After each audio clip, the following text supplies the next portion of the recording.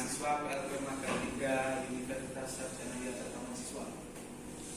Di sini saya akan menyampaikan sedikit materi tentang mesin bubut, yang dimana itu seharusnya itu kita teori jam pagi tadi. Sebelum ke bengkel kita seharusnya udah teori, tapi untuk isinya kita dipersilakan di jam 11. Ini untuk teori merupakan salah satu pengantar sebelum kita ke bengkel, yang dimana berisi tentang penjelasan tentang mesin bubut, bagian-bagian dan prinsip kerja mesin bubut. Ya, dimana di sini sudah saya rangkum dalam materi kita kali ini. Langsung saja untuk materinya. Yang pertama, pengertian mesin bubut. Tadi untuk siswa ini udah mencoba semua belum? Belum. Ya, untuk mesin bubut yaitu suatu mesin perkakas yang digunakan untuk memotong benda yang berputar. Jadi untuk bubut sendiri itu makanan benda kerjanya untuk benda kerja berputar, dan untuk pahatnya itu menempel di benda tersebut. Jadi sayatannya dilakukan dengan cara memutar benda kerja, kemudian dikenakan pada pahat yang digerakkan secara sejajar. Jadi di sini kita untuk mesin bubut itu membentuk bagian silindris atau bulat panjang. Untuk selanjutnya, komponen utama mesin bubut yaitu kepala tetap. Mungkin udah tahu kepala tetap yang sebelah mana? Mas Irul, yang bubut tadi, kepala tetap sebelah mana? Loh. Jadi kepala tetap itu bagian kiri mesin bubut yang berputar tadi. Bagian kiri yang berputar untuk mencekam benda kerja. Ya, itu. Dan di sini ada tambahan untuk kepala tetap itu, ada tambahan alatnya yaitu cak, namanya cak. Untuk mencekam benda kerja itu cak. Tadi untuk praktek di SMK Muhammadiyah 1 ini menggunakan cak karang 3 karena di situ penggunaannya lebih mudah dan tentunya dapat digunakan untuk siswa SMK ini. Karena kalau untuk cak rahang 4 itu biasanya harus satu-satu untuk pengaturan cekamannya. Selanjutnya, kepala lepas.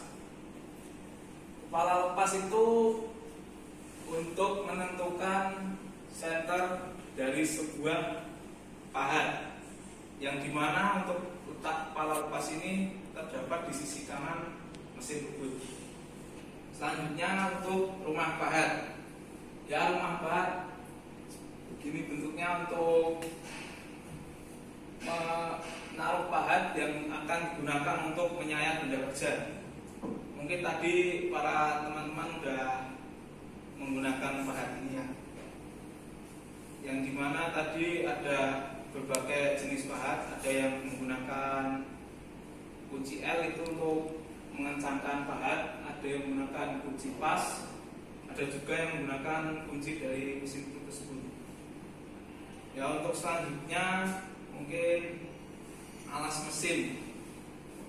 Alas mesin ini dipergunakan untuk menaruh kepala lepas dan untuk menaruh kepala tetap, yang dimana kepala mesin ini adalah salah satu komponen yang paling penting, karena kalau tidak ada alas mesin ini untuk mesin bubut tidak akan berjalan dengan bagus atau mungkin tidak bisa digunakan.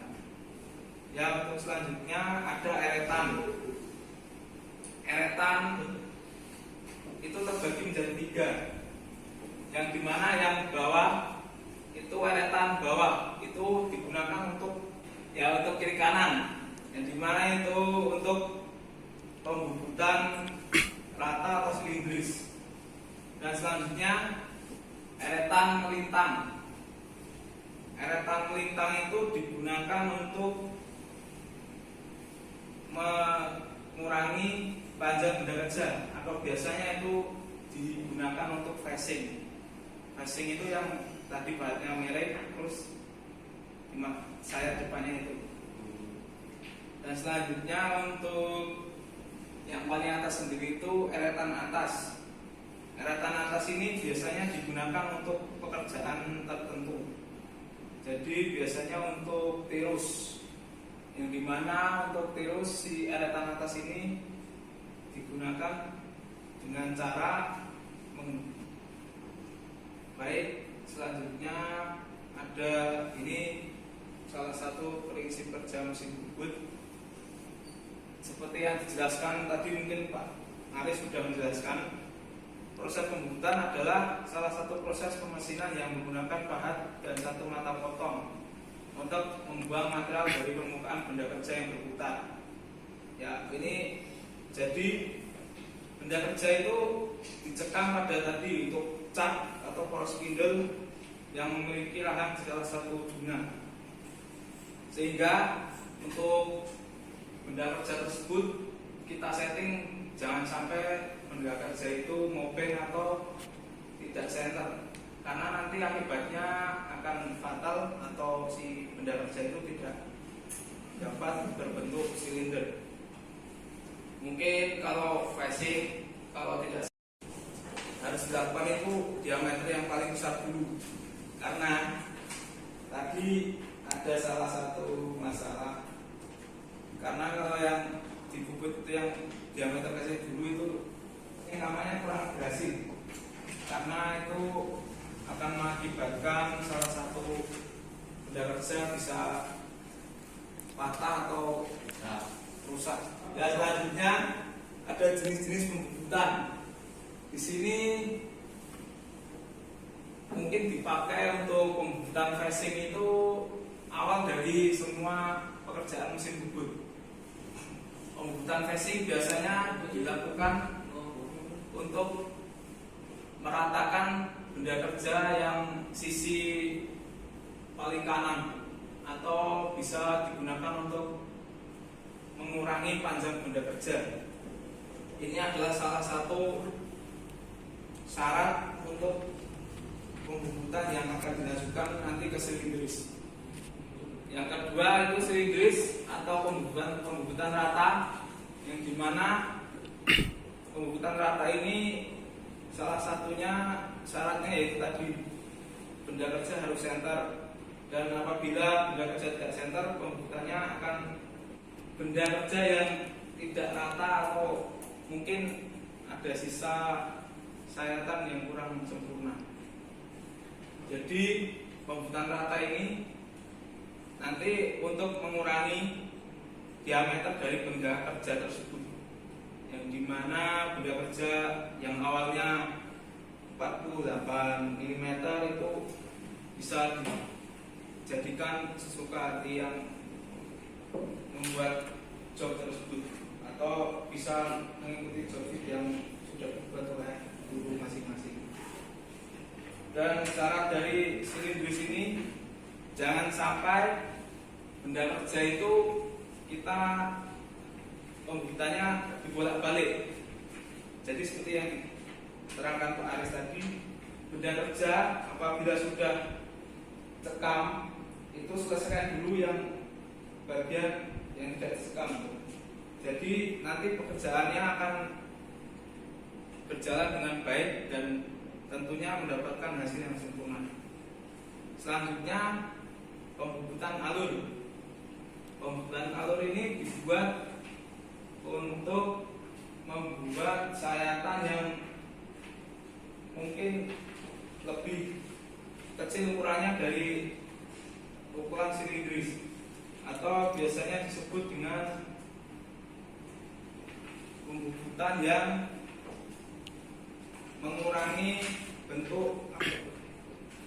bentuk diameter untuk dijadikan lebih kecil. Seperti tadi job yang diberikan oleh Pak Aris itu di sebelah kiri dari ukuran 12 mm tadi ada alur. Nah itu yang dibuat dengan menggunakan pembubutan alur ini. Tentunya Pembukaan alur ini menggunakan pahat alur yang tidak sama dengan pahat rata kanan atau yang digunakan di pembukutan silindris. Dan selanjutnya untuk pembukutan tirus. Pembukutan tirus itu digunakan untuk membuat benda kerja itu demikian rupa miring, dan tentunya untuk ukuran diameter itu antara satu yang lain tentu beda.